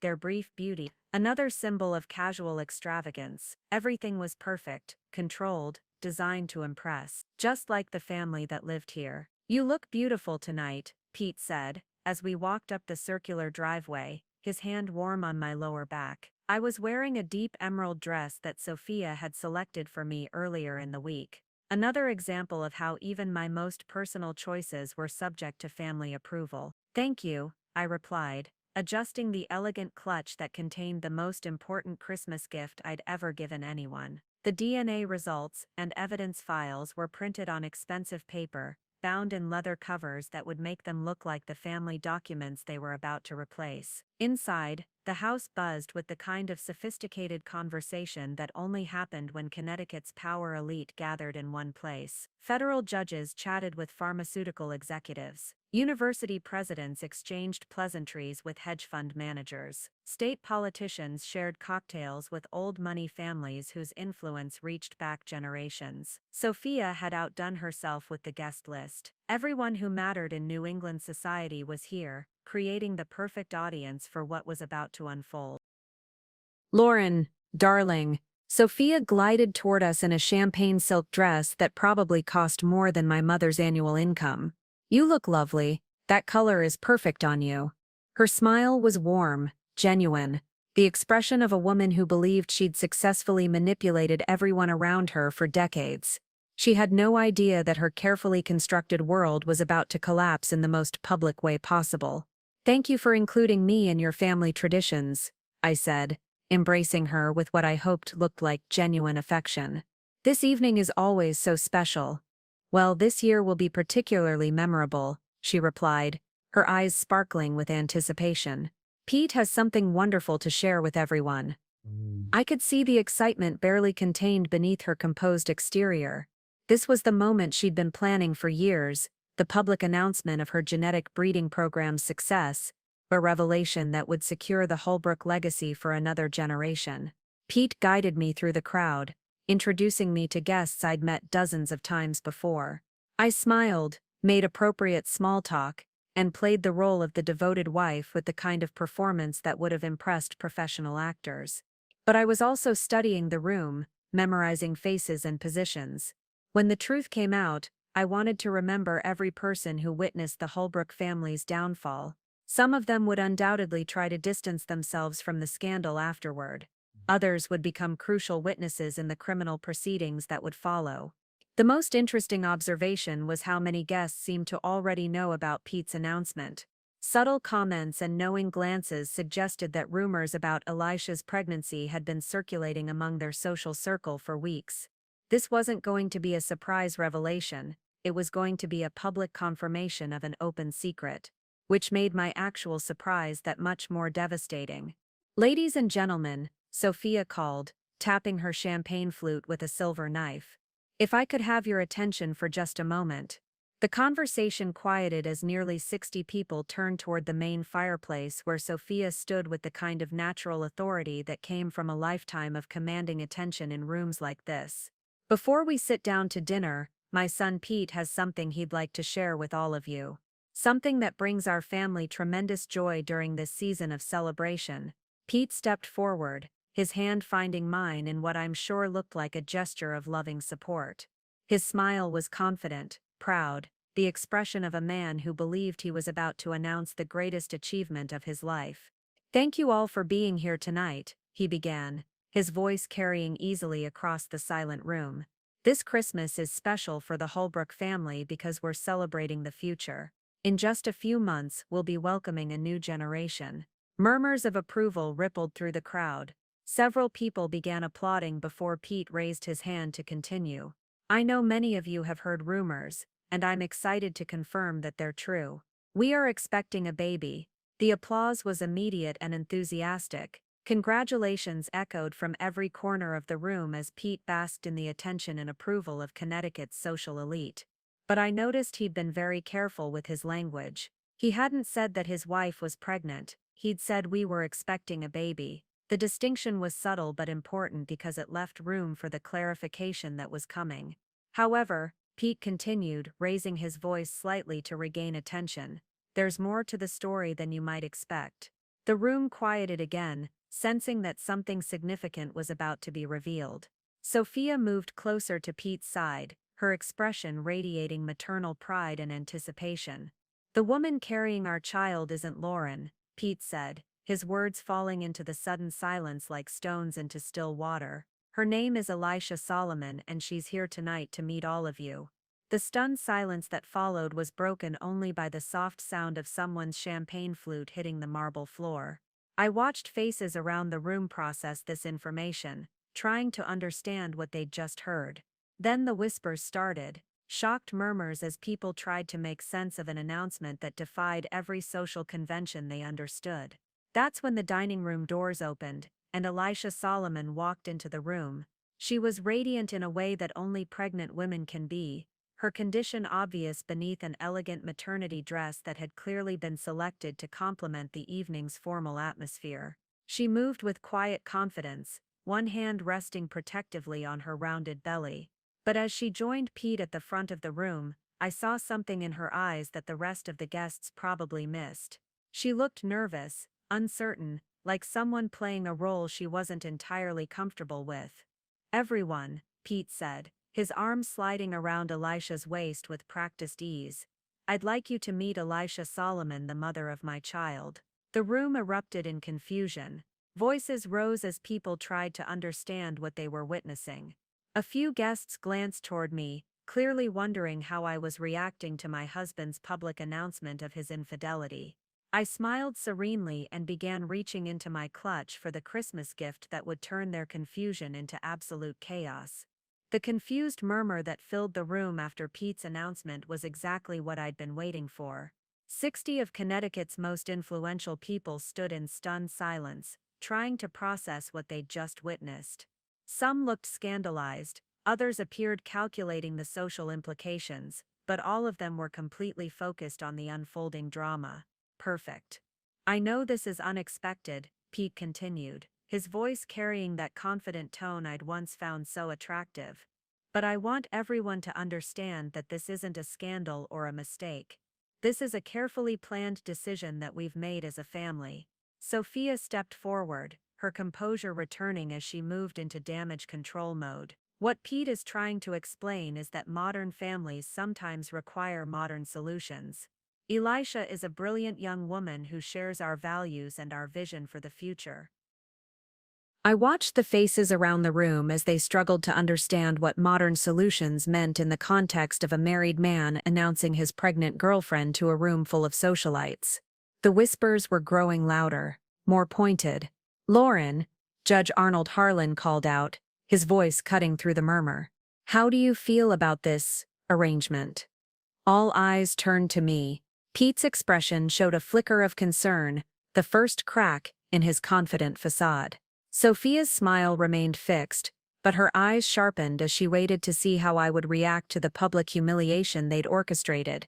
This was the moment they expected me to break down, to create a scene that would overshadow their announcement and make me look like the hysterical, abandoned wife. They were counting on my emotional reaction to distract from the deeper questions about their modern family solution. Instead, I smiled graciously and stepped forward to join Pete and Elisha at the front of the room. "Actually, I'm delighted to finally meet Elisha," I said, my voice warm and clear. "Pete has told me so much about her work at Meridian Reproductive Sciences. Her expertise in genetic analysis has been invaluable to our family planning." The room's energy shifted again. Instead of a betrayed wife confronting her husband's mistress, I was presenting myself as a willing participant in whatever arrangement they'd created. The guests looked even more confused now, unsure whether they were witnessing a scandal or some kind of progressive relationship structure. Elisha's eyes widened slightly. She clearly hadn't expected me to know about her professional background or to react with such calm acceptance. "Yes," Sophia said quickly, seizing on my apparent cooperation. "Lauren has been wonderfully supportive throughout this entire process. She understands that sometimes traditional approaches to family building need to be supplemented." I nodded enthusiastically. "Absolutely. In fact, I've been so grateful for the family's support during my own medical consultations. Dr. Mitchell at Meridian has been incredibly helpful with my genetic optimization treatments." Now it was Pete's turn to look confused. We'd never discussed genetic optimization treatments, and he knew it. But he couldn't contradict me without revealing that he'd been conducting medical procedures behind my back. "The important thing," I continued, moving closer to Elisha, "is that we're all working together toward the same goal, creating the healthiest possible children for the Holbrooke family line." I placed my hand gently on Elisha's arm, studying her face as I spoke. She was beautiful, intelligent, and clearly uncomfortable with the attention. But there was something else in her expression, a flicker of recognition when I mentioned Dr. Mitchell's name. "Elisha," I said softly, "I hope you don't mind me asking, but how far along are you?" 28 weeks, she replied, her voice barely above a whisper. "And the genetic testing has all come back positive? Everything looks healthy?" "Yes," Everything looks perfect. Her hand moved protectively to her belly. The baby is developing exactly as expected. That's wonderful news, I said, reaching into my clutch. In fact, I have a little Christmas gift that I think will interest everyone here tonight. Something that shows just how successful our family's genetic planning has been. I pulled out the elegantly wrapped package, its red velvet ribbon catching the light from the chandeliers. The room fell completely silent as I held it up for everyone to see. "What's this?" Pete asked, his voice tight with sudden concern. "Just some recent lab results," I said cheerfully. I thought Christmas dinner would be the perfect time to share them with the family. Sophia's composure finally cracked. Her smile faltered as she stared at the package in my hands. "Lauren dear, perhaps this isn't the right time." "Oh, but it's the perfect time," I interrupted, my voice still warm and friendly. After all, Pete just shared his wonderful news about the baby. I think everyone would love to hear about the genetic testing results we've received. I began untying the ribbon slowly, deliberately. The silence in the room was absolute now, the kind of tension that occurs when everyone senses something momentous is about to happen, but no one knows exactly what. "You see," I said, still working on the ribbon, "when you're dealing with advanced reproductive medicine, genetic compatibility is absolutely crucial. It's not enough just to create a baby, you want to create the right baby, with the right genetic markers, from the right parents." Pete stepped toward me, his hand reaching for the package. "Lauren, maybe we should discuss this privately." "Why would we want to discuss it privately?" I asked, pulling the package away from his reach. "This is family news. And look at all these wonderful family friends who are here to celebrate with us." I gestured toward the crowd of frozen faces, all watching our interaction with the kind of horrified fascination usually reserved for natural disasters. "Besides," I continued, finally removing the ribbon and beginning to unwrap the package, "I think everyone will find these results absolutely fascinating, especially the paternity analysis." Elisha went completely white. Sophia made a sound that might have been a gasp or a choke. Pete's hand dropped to his side as he stared at the package like it contained a live bomb. "You see," I said, opening the wrapping paper to reveal the leather-bound folder inside, "genetic testing can tell us so many interesting things. Not just about health and development, but about family relationships. About who's really related to whom." I opened the folder, revealing the first page of DNA analysis results printed on official laboratory letterhead. "For instance," I said, my voice carrying clearly across the silent room, "these results show that while Elisha's baby is definitely a Holbrooke, the father isn't who you might expect." The sound of someone's sharp intake of breath echoed through the room. Pete looked like he might faint. Sophia was backing away from us, her face a mask of growing horror. "Would you like me to read the results aloud?" I asked, cheerfully. "I think everyone would find them absolutely riveting." That's when Pete made the mistake that sealed his fate. Instead of trying to maintain his composure, or asking for privacy, he lunged forward and tried to grab the folder from my hands. "Give me that," he hissed, his mask of confidence finally slipping completely. I stepped back easily, holding the folder out of his reach. "Oh, Pete," I said, my voice filled with mock disappointment. "Is that any way to treat your wife in front of all these lovely guests?" The room erupted. People began talking all at once, some moving closer to get a better view, others backing toward the exits. Cameras appeared as guests, began documenting what was clearly about to become the social scandal of the decade. And in the center of it all, I stood holding the evidence that would destroy the Holbrooke family forever, smiling like I was about to distribute Christmas cookies instead of life sentences. "Since Pete seems eager to hear these results," I said, my voice cutting through the chaos with scientific precision, "let me share what our family's genetic testing has revealed." I opened the folder and pulled out the first document, holding it high enough for everyone to see the official laboratory letterhead.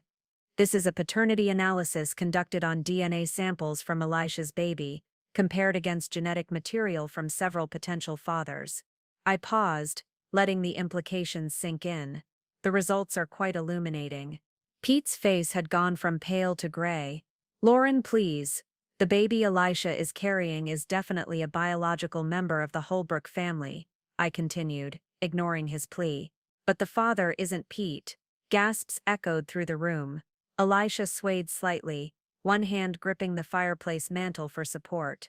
According to the genetic markers, I said, consulting the document with the calm professionalism of a scientist presenting research findings, the biological father is someone much closer to the family patriarch, someone who shares 50% genetic material with Pete, rather than the 0% we'd expect if Pete were the father. Understanding dawned on several faces in the crowd.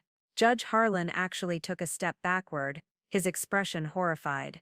"That's impossible," Sophia whispered, but her voice carried no conviction. "Is it?" I asked, pulling out a second document, because these genetic comparison charts tell a very different story about Holbrooke family relationships.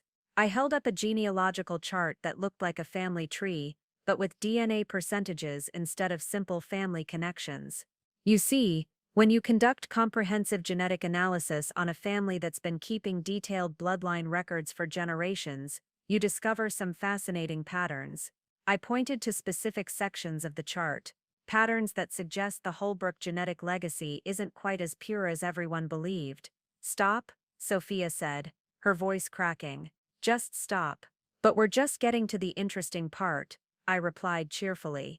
Because the paternity results for Elisha's baby reveal that the father shares exactly the genetic markers we'd expect from Arnold Holbrooke. The name hung in the air like a physical presence. Arnold Holbrooke, Pete's father, Sophia's husband, the family patriarch who died 3 years earlier. "That's impossible," Pete stammered. "My father died before Elisha and before you ever started your affair." I finished. "You're absolutely right. But the genetic evidence doesn't lie. This baby carries Arnold Holbrooke's DNA markers." I pulled out another document, which leads us to the really fascinating discovery.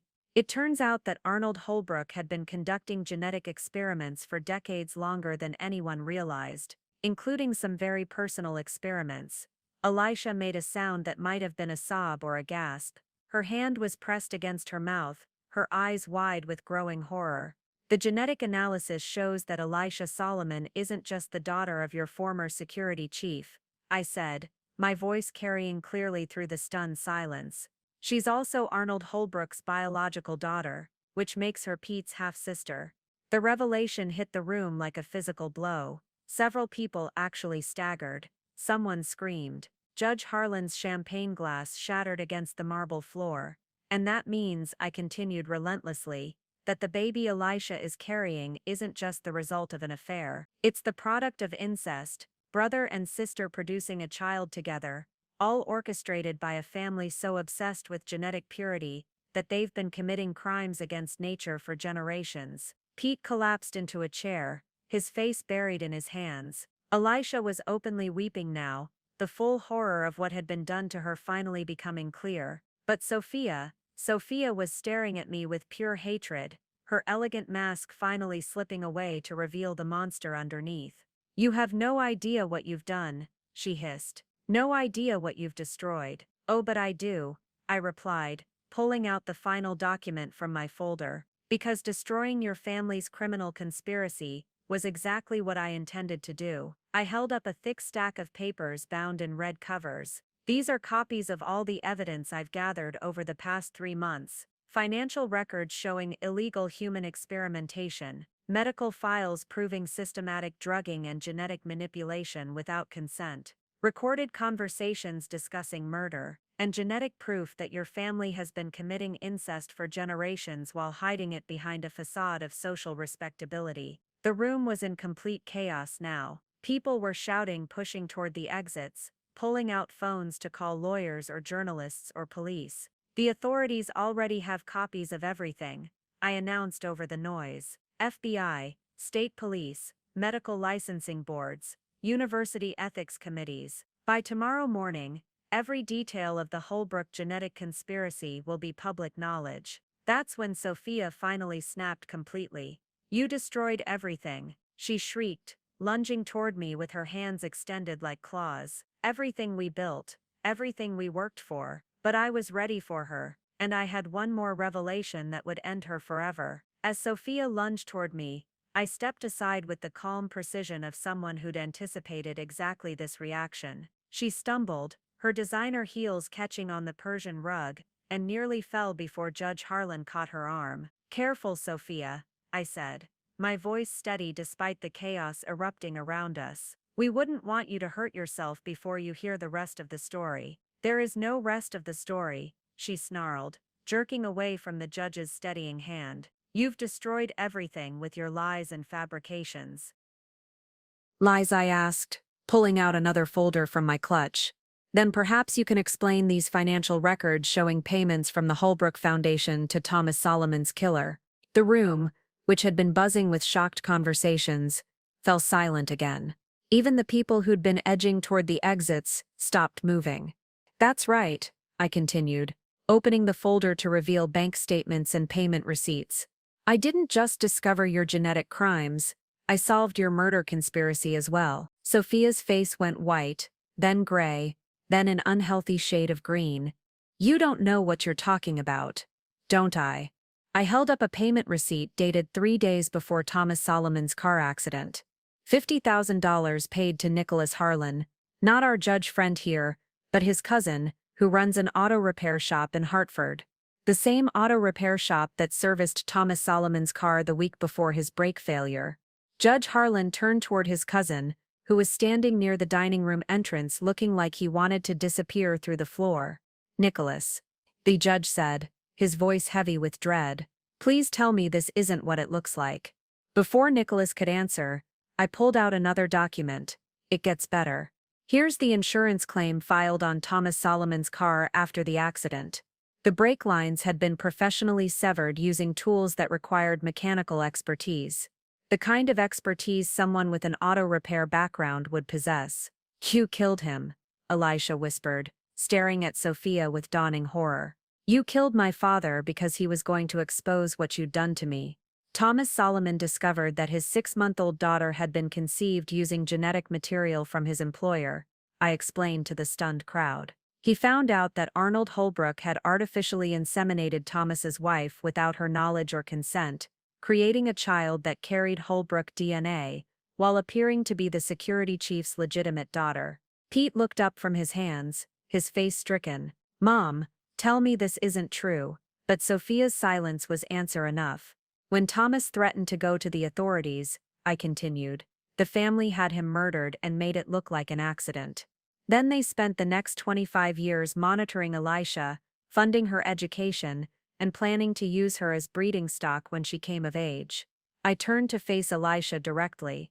"They didn't just manipulate your relationship with Pete, they engineered your entire life. Your scholarships, your job at Meridian, even your medical treatments to enhance fertility, all of it was designed to prepare you for this moment." Elisha was sobbing now, the full scope of the manipulation finally becoming clear. "But I thought, Pete said he loved me." "Pete was following orders," I said, not unkindly, "just like I was following orders when I married him. We were both pawns in Sophia's genetic chess game." That's when the sirens became audible outside. Through the tall windows we could see the flashing lights of police cars and FBI vehicles surrounding the estate. "You called them," Sophia said, her voice flat with defeat.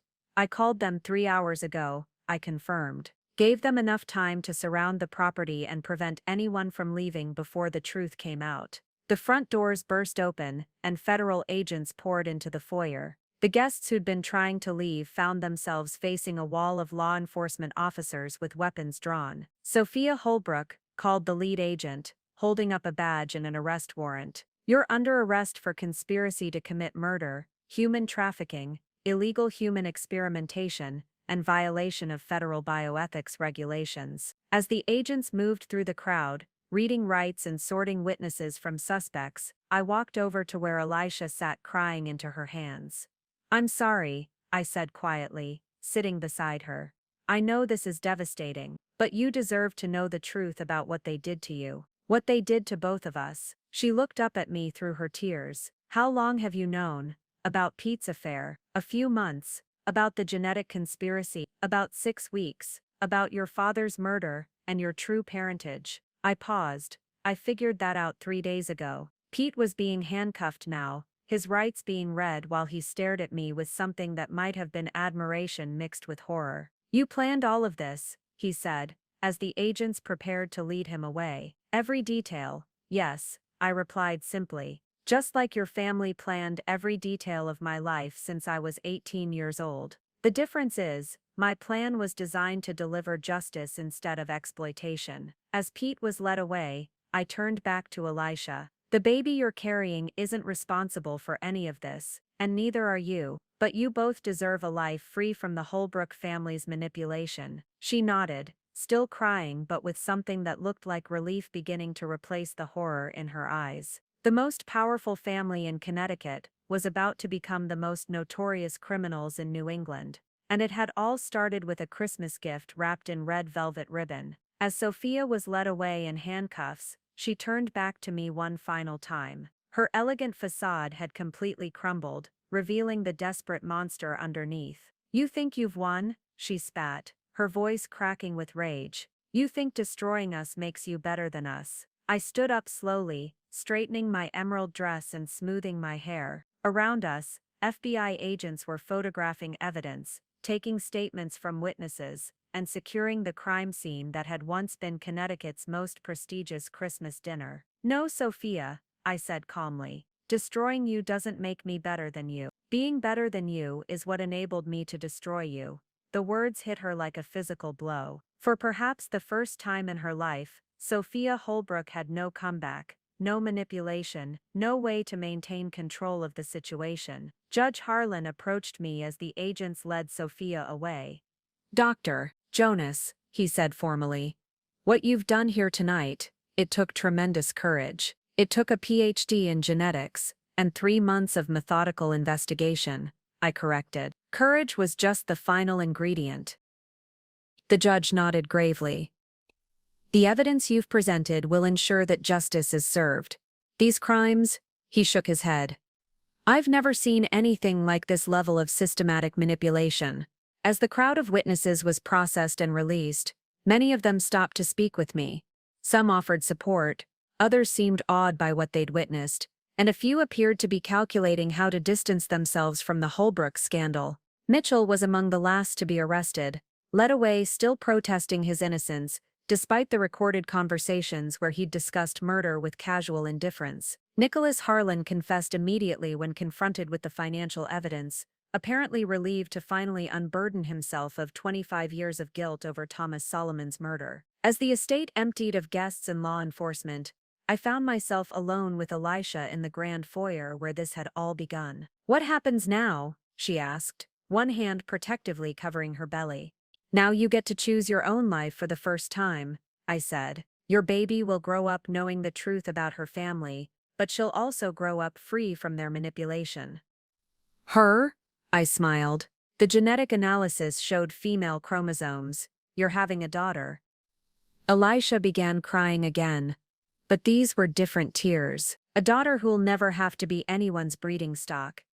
"Never," I confirmed.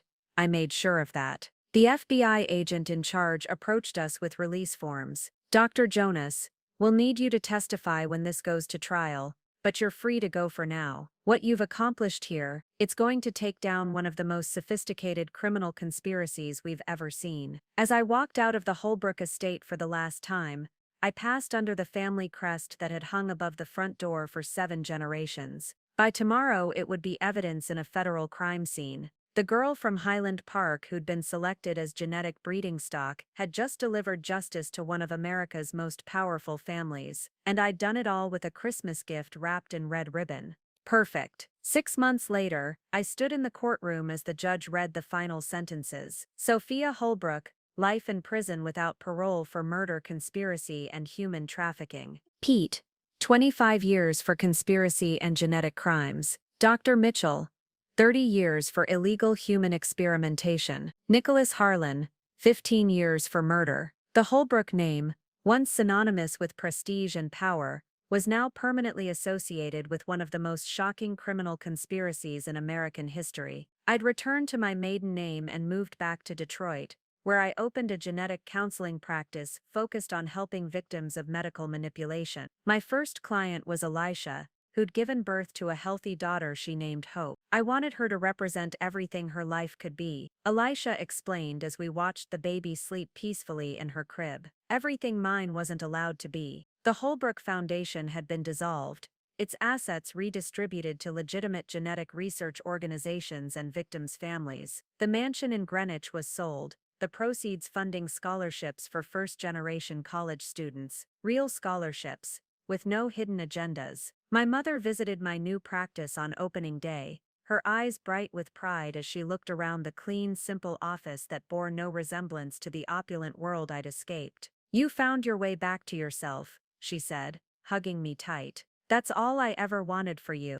The final irony came in a letter I received from Pete, written from federal prison. He apologized for the deception, claimed he genuinely loved me, and asked if I could ever forgive him. I wrote back a single sentence: "Love built on lies isn't love at all." That evening, as I sat in my modest apartment overlooking the Detroit River, I reflected on how far I'd traveled from that scared scholarship girl, who'd thought she'd won the lottery by marrying into wealth. I'd learned that the only victory worth having is the one where you remain true to yourself. The only legacy worth building is one based on truth, justice, and the radical idea that human beings aren't laboratory experiments. My phone buzzed with a text from Elisha, a photo of baby Hope reaching for a colorful toy. "She smiled for the first time today," the message read. "I think she knows she's free." I smiled too, looking out at the city where I'd been born, where I'd learned that intelligence and integrity were the only currencies that mattered. The girl from Highland Park had come home, and she'd brought justice with her. Up next, you've got 2 more standout stories right on your screen. If this one hit the mark, you won't want to pass these up. Just click and check them out. And don't forget to subscribe and turn on the notification bell so you don't miss any upload from us.